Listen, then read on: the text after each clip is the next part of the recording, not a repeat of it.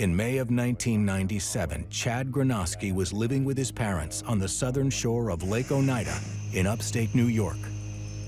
On the night, I looked out through the kitchen window and I noticed 3 lights up in the sky that, seemed a little peculiar. My dad, he was in the Navy. He knew right away that those weren't anything he's ever seen as far as an airplane. And that's when we ended up getting the video recorder out and started to record. First, there were 3 glowing orbs, and then there were 5. We had up to 12 different lights across the sky right through there. It took 3 to 5 hours, and it was over the course of 2 days. More than 100 witnesses called into the local authorities that night to report the strange lights from up to 3 hours away. A lot of skeptics will point to this being military flares. In fact, the local military base declared that it was flares. But are they? So all those people that really thought they were having experience and really wanted answers completely were shunned by the community that didn't have that experience and told that it wasn't true. A few days later, my dad and I were at work and my mom called frantic. She said that a large all-black helicopter with a black disc on it was going up and down on the shoreline. And as it went over the houses, it was causing, it seemed to be like an electronic disturbance, like the fire alarm was going off, various electronics. We don't know if it was searching for something or it was emitting something, the magnetic signal or something, trying to erase the tape.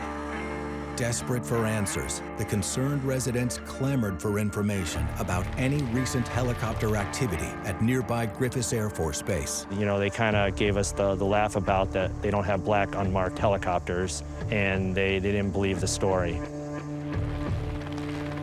You have to ask yourself, is there some kind of cover-up happening? Were they trying to jam communications, erase video? Clearly, somebody was watching.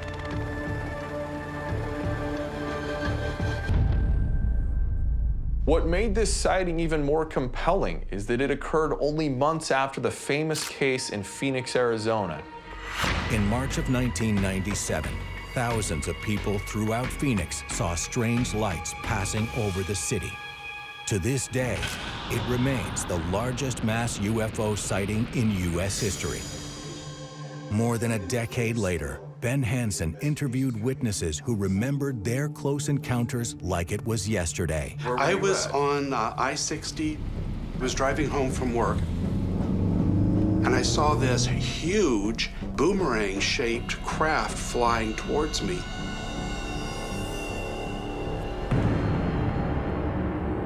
I slammed on the brakes.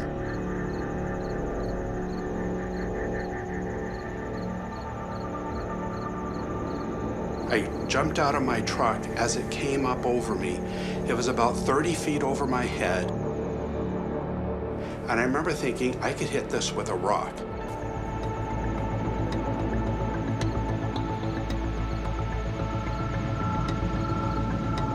It was a gunmetal gray, and there was like thousands and thousands of thumbprints in it.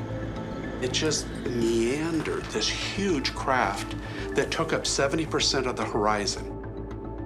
And out of that poured what looked like lava. And I remember thinking, I'm gonna get burned, because I was that close to it. And I stood there, and as it passed by, and I watched it till it went out of sight, I just started crying. It was overwhelming. And that has stuck with me from that day, from that moment. As with the upstate New York encounter, officials quickly tried to dismiss the Phoenix lights as flares set off during a military exercise. That's typically the comeback I'll hear if I say, I saw the Phoenix lights. People say, oh, those were flares. I was a fighter pilot in the Air Force in Vietnam. One of our missions was dropping aerial flares. So I've actually dropped those aerial flares and been on the ground while we're being attacked, having the flares overhead. They weren't flares. That was a slap in the face. Possessing footage of UFOs can even make you a target. There are just 3 videos in existence of the Phoenix Lights event, and all the owners have been harassed by the U.S. government, the so-called Men in Black, One cameraman even mysteriously disappeared. Chad remembers the night someone came looking for his family's tape of the Oneida Lake lights. I was laying in bed and I was facing the windows, and I rolled over because I thought, it felt like somebody was in the room, like there was a presence. And I heard a noise, and there was a tall gentleman, looked like he had a hat, and he was mumbling. And I'm like, what do you want? He said, I want the tape. I want the tape. And he kept saying it, the tape, the tape.